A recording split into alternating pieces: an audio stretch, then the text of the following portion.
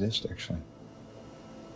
There's just a relative manifestation of consciousness, and then somebody gave him a bunch of ideas. They gave him a name and a religion and a nationality, and he clustered those together into something that's supposed to be a personality. Hey, Jim Carrey. Yes. What? I've covered a lot of fashion weeks. This is the first time I've run into Jim Carrey. Wait, tell me, is it true you're wandering the streets? You need a date to the party? What's up? No. I'm doing just fine. I just, there's no meaning to any of this. So I wanted to find the most meaningless thing that I could come to and join, and here I am. They're I celebrating. mean, you got to admit it's completely meaningless. Well, they say they're celebrating icons inside. Celebrating Do you believe icons, in boy, icons? that is just the absolute lowest aiming, possibility that we could come up with. It's like icons. Do you believe in icons? I don't believe in personalities. I don't believe that you exist, but there is a wonderful fragrance in the air. You don't believe certain icons have the power to make change, to think differently, to be bold, to inspire others? Artistry? You're one of them. On the good foot. Ha! Yeah. You shut it down now. Yeah, no, I don't believe in icons. I don't believe in personalities. I believe that peace lies beyond personality, beyond invention and disguise, beyond the red S that you wear on your chest that makes bullets bounce off. I believe that it's deeper than that. I believe we're a field of energy dancing for itself. And I don't care. But Jim, you got really dressed up for the occasion. You look good. No, I Was didn't that an get dressed accident? up. I didn't get dressed up. Who did? There is no me.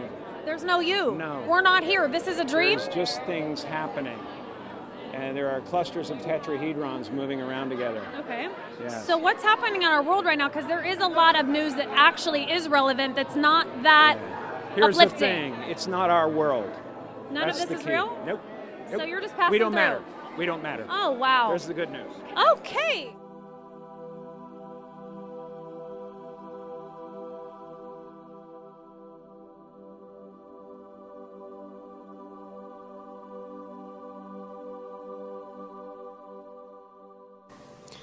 This is a message for Emma Stone. Emma, I just wanted to let you know that I think you're all the way beautiful. Not just pretty, but, smart and kind-hearted. And if I were a lot younger, I would marry you. And we would have chubby little freckle-faced kids. We'd laugh all day long, go camping and play Yahtzee and tell ghost stories by the fire. And the sex.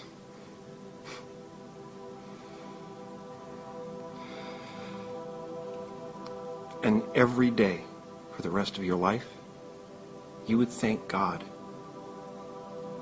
that I was the appropriate age for you. God, I'm not. I'm 49. I have lines on my face, sometimes a little gray in my beard, and it takes me a lot longer to pee than it used to. These are the only discernible signs of aging that I can find so far. Anyway, I just wanted to let you know how I felt. I think you're pretty special. And I wish you continued success and artistic fulfillment. But most of all, I wish you love and contentment. That's all.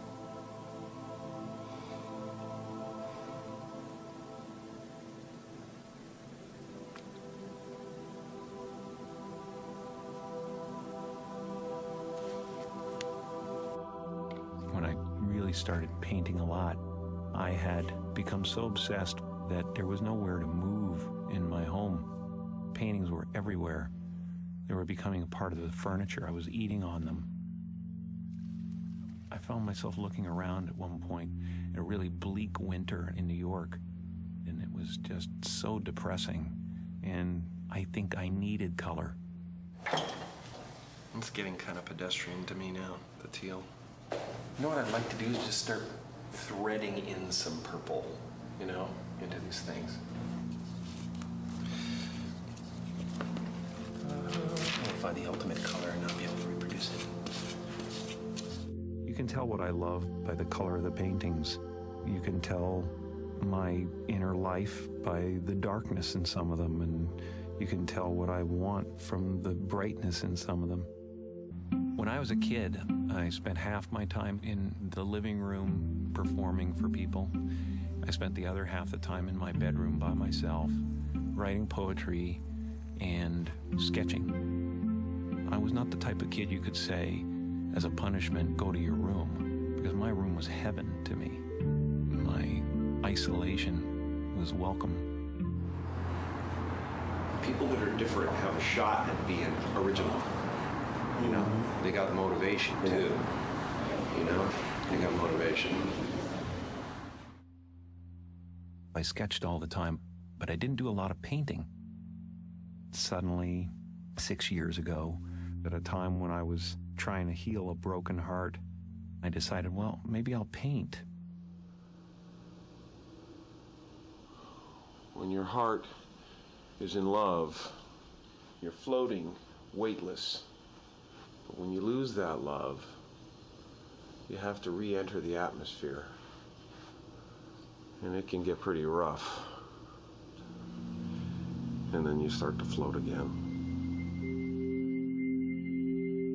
The energy that surrounds Jesus is electric.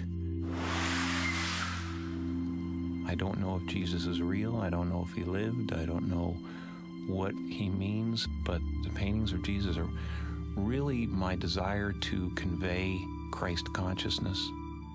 I wanted you to have the feeling when you looked in his eyes that he was accepting of who you are. I wanted him to be able to stare at you and heal you from the painting. You can find every race in the face of Jesus. And I think that's how every race imagines Jesus. They imagine him as their own. That's pretty. So funny, I get so stuck when I'm trying to choose colors, but when I just grab them, it's cool. I don't know what painting teaches me. I know that it just frees me. Free from the future, free from the past, free from regret, free from worry.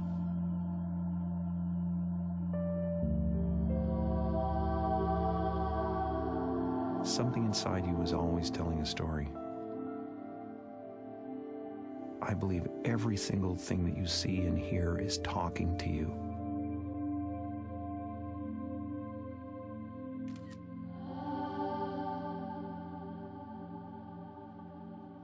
You know, the bottom line with all of this, whether it's performance or it's art or it's sculpture, is love.